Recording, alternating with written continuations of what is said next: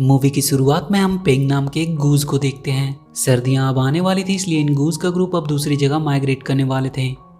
पेंग हमेशा से अपने ग्रुप से अलग ही रहता था। उसे लगता था कि वो और से थोड़ा अलग है। वो और गूज की तरह डिसिप्लिन में नहीं रहना चाहता था।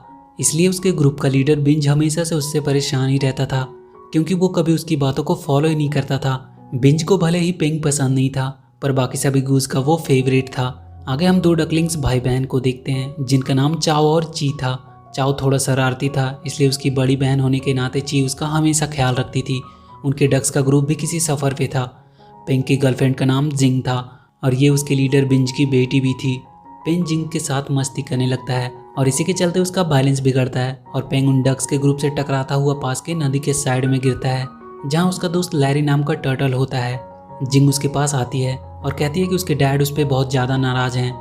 तभी उसके डैड वहाँ आते हैं। वो सबको बताते हैं कि इस बार सर्दियाँ जल्दी आने वाली है, इसलिए उन्हें अपनी माइग्रेशन स्पीड बढ़ानी होगी और अगर पेंग की ऐसे ही हरकतें रही तो हम कभी भी टाइम पे माइग्रेट नहीं कर पाएंगे। इसलिए बिंज पेंग को अपने ग्रुप से निकालकर छोटे गूज के साथ उड़ने को कहता है, पर बिंज इसके लिए मना कर देता है। वो कहता है कि वो अकेला ही सफ़र कर लेगा और उन लोगों से पहले ही वहाँ पहुँच कर दिखाएगा। जिंग उससे कहती है कि अकेले तो कोई भी उड़ सकता है, लेकिन जो अपने ग्रुप को साथ रखे वही एक अच्छा लीडर है, और वो भी चली जाती है। पेंग की वजह से ची और चाओ अपने ग्रुप से बिछड़ गए थे। वो दोनों एक पाइप के अंदर छुपे थे, क्योंकि एक खतरनाक जंगली बिल्ला उसे खाने की फिराक में था। वो दोनों अंधेरा होने का इंतजार कर रहे थे ताकि वहां से सही सलामत वो निकल सके। पेंग का दोस्त लैरी उसे समझाता है कि तुम अपने ग्रुप के साथ क्यों नहीं चले जाते। पेंग कहता है कि उन्हें आज जाने दो, वो कल अपना सफर शुरू करेगा और उनसे पहले पहुँच कर दिखाएगा। बाकी सभी गूज ग्रुप बनाकर अपने माइग्रेशन के सफर पर निकल जाते हैं। जिंग थोड़ा नाराज थी पेंग की वजह से, क्योंकि उसे उसकी फिक्र थी। अब रात हो चुकी थी। ची और चाओ वहाँ से बाहर निकलने का सोचते हैं, तभी वो बिल्ला उन पर हमला कर देता है। वो अपनी जान बचाकर भागने लगते हैं। उनका पीछा करता हुआ वो बिल्ला पेंग से मिलता है। पेंग उसे मार मार कर वही नदी में डाल देता है, जिसमें वो डूब जाता है। ची और चाओ ये देखकर पेंग से काफ़ी इम्प्रेस हुए। पेंग वहीं पे सो गया। सुबह जब उसकी नींद खुली तो उसे वो दोनों डकलिंग्स अपने नीचे सोए हुए दिखाई दिए। चाओ उसे अपनी मॉम समझकर उससे चिपट गया।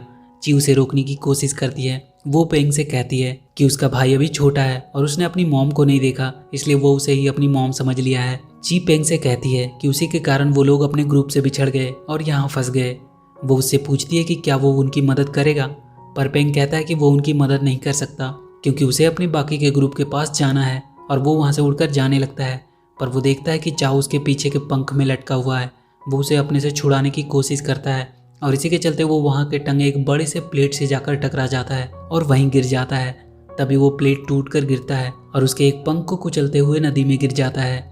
उसका एक पंख अब डैमेज हो चुका था, अब वो उड़ नहीं पा रहा था। उसे समझ नहीं आ रहा था कि वो अब क्या करे, वो कैसे इस हालत में माइग्रेट कर पाएगा। उसे अब ये पूरा सफ़र चल कर तय करना होगा और रास्ते में उसे बहुत से खतरनाक जानवरों का भी सामना करना पड़ सकता है। तब उसे आइडिया आता है और वो ची और चाओ को अपने साथ ले जाने का सोचता है, ताकि कोई खतरा अगर आए भी तो वो उन दोनों को आगे कर देगा। वो ची और चाओ से बात करता है कि वो उनकी मदद करने को तैयार है।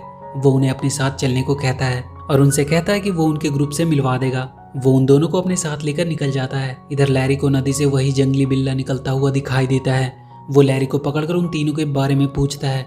डर के मारे लैरी उसे सब कुछ बता देता है कि पेंग अब उड़ नहीं सकता है, उसका एक पंख डैमेज हो चुका है और वो तीनों ये सफ़र चल कर तय करने वाले हैं। ये सुनकर वो बिल्ला काफ़ी खुश हो जाता है कि आज वो उस गूज का भी शिकार करेगा। वो तीनों चलते चलते थक चुके थे और अब तो बहुत बारिश भी हो रही थी, बिजली भी तेज़ी से कड़क रही थी। उन्हें एक झोपड़ी दिखाई देती है। वो वहाँ के रहने वाले चिकन से पूछते हैं कि क्या वो एक रात के लिए यहाँ रुक सकते हैं, और वो तीनों पूरी रात वहीं आराम करते हैं और सुबह फिर से तीनों अपने आगे के सफ़र पर निकल जाते हैं। वो बिल्ला उनका पीछा करता हुआ उन चिकन्स तक पहुँच चुका था। वो उन्हें डराकर उनके बारे में पूछता है कि वो किधर गए हैं। पेंग को रास्ते में एक लेडी दिखाई देती है जिसके पास साइकिल थी। वो उनकी साइकिल चुराकर भागने लगता है और एक पत्थर पे ठोकर लगने से वो एक लॉरी में जाकर गिरते हैं, जिसमें बहुत सारे पिग्स भरे थे। वो बिल्ला अब उनके काफ़ी नज़दीक आ चुका था, पर लॉरी से पिग के गिरने की वजह से वो बिल्ला उसी में दब जाता है। अब वो तीनों कोई जंगल में आ चुके थे और पेंग अब पूरी तरह से थक चुका था। ची और चाओ उसे किसी तरह जगाते हैं। पेंग उन दोनों को उड़ने को कहता है। वो उन दोनों को ऊपर फेंक देता है और कहता है कि वो उड़ सकते हैं। कुछ देर तो उन्हें भी लगता है कि वो वाकई में उड़ सकते हैं, पर बहुत जल्द वो नीचे गिर जाते हैं। वो दोनों पत्तों के ढेर में गिरते हैं। पेंग उन्हें बाहर आने को कहता है, पर चाओ वहाँ नहीं था। वो पास के एक गुफा में घुस गया था। पेंग और ची डरते डरते उस गुफा के अंदर जाते हैं। अंदर बहुत अंधेरा था। थोड़ा आगे चलने पर उन्हें रोशनी दिखाई देती है। वहाँ बहुत सारे जुगनू चारों तरफ रोशनी फैला रहे थे। अभी वो लोग वहाँ ये सब का मजा ही ले रहे थे कि तभी उन्हें वो बिल्ला दिखाई देता है। वो जल्दी से वहाँ से भागने लगते हैं। पेंग उसे किसी तरह वहीं रोकने की कोशिश करता है। वो तीनों उस बिल्ले से बचते हुए उस गुफा से बाहर आते हैं और वो तीनों एक झरने में बहते हुए कहीं दूर पहुँचते हैं। तभी ची देखती है कि उन्होंने उस रोड को ढूंढ लिया है जिसमें उसके ग्रुप से आगे बढ़ रहे थे। तभी कुछ दूर पर पेंग को अपना ग्रुप दिखाई देता है। वो चिल्लाकर उन्हें रोकने की कोशिश करता है पर वो उसे नहीं देख पाते हैं। पेंग उन दोनों पे गुस्सा करने लगता है कि वो उनकी वजह से स्लो हो गया और अपने ग्रुप को नहीं पकड़ पाया। वो उन दोनों को छोड़कर आगे बढ़ जाता है ताकि अपने ग्रुप को किसी तरह आवाज़ देकर बुला सके, पर भागते भागते वो एक पहाड़ से लटक जाता है। तभी एक उड़ती हुई चीज़ उसकी ओर आती है और उसे वहाँ से धक्का देकर पास के पहाड़ी पर ले जाती है। वो कार्ल नाम का एक गिलहरी था। वो उससे कहता है कि उसके टूटे हुए पंखों को वो ठीक कर सकता है और अपने अतरंगी इलाज से वो उसके पंखों को ठीक करने लगता है। ची और चाओ अब अकेले ही आगे बढ़ रहे थे। वो दोनों बहुत ज़्यादा डरे हुए थे क्योंकि वहाँ चारों तरफ अंधेरा ही अंधेरा था। पेंग के पंख में कार्ल एक डंडा बांध देता है और उसे उसके सहारे उड़ने की कोशिश करने को कहता है। वो उसे उस पहाड़ के नीचे फेंक देता है और उस डंडे की मदद से वाकई में अब पेंग उड़ पा रहा था। वो बहुत ज़्यादा खुश था वापस से उड़कर। तभी उसे ची और चाओ की याद आती है और वो उन्हें ढूंढने निकल जाता है। ची और चाओ को भी चलते चलते अपने ग्रुप मिल चुका था। वो उसमें ज्वाइन हो जाते हैं। वो डक्स का ग्रुप अब एक शहर में पहुंच चुके थे। उन दोनों को अब थोड़ा डर सा लगने लगा था कि उन्हें यहाँ क्यों लाया गया है। तभी उन दोनों को एक आदमी पकड़कर वहाँ से ले जाता है। पेंग भी तब तक उनका पीछा करता हुआ वहाँ पहुँच चुका था। उन सारे डक्स को एक होटल में लाया गया था जहाँ उन्हें मारकर लोगों को सर्व किया जाता था। पेंग सबसे छुपता हुआ उस होटल के किचन में पहुँचता है जहाँ वो आदमी उन दोनों को काटने वाला था। पेंग उस आदमी को किसी तरह डिस्ट्रैक्ट करता है और उन दोनों को अपने साथ भगाकर होटल से बाहर ले आता है। वहाँ की भीड़ में वो दोनों पेंग से बिछड़ जाते हैं। पेंग देखता है कि वो बिल्ला उन दोनों को पकड़े हुए है और उन्हें खाने की तैयारी कर रहा है।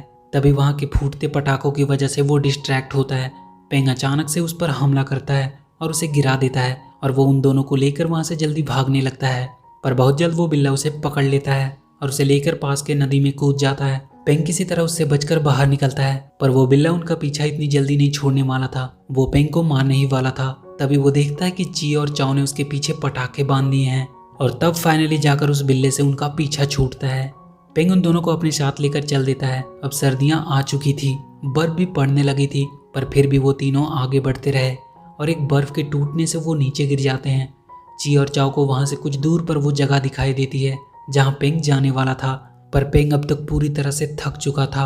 वो उन दोनों को उसके बिना ही आगे जाने को कहता है, पर वो दोनों कहते हैं कि वो उन्हें बिना लिए नहीं जाएंगे और वो दोनों पेंग को अपने ऊपर बिठाकर उड़ने लगते हैं, पर वो इतना भार लेकर ज़्यादा नहीं उड़ सकते थे।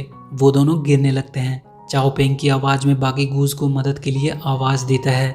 आगे हम देखते हैं कि जिंग पेंग को अपने ऊपर उड़ाकर ले जा रही है। चाओ और ची भी उनके साथ ही थे।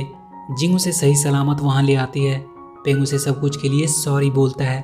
वो उसे उन दोनों भाई बहन ची और चाओ से मिलवाता है और उन्हें भी अपनी फैमिली के साथ ही रख लेता है और ये मूवी यहीं खत्म हो जाती है। तो वीडियो अगर अच्छी लगी तो please do like and share the video and please subscribe to my channel and press that bell icon.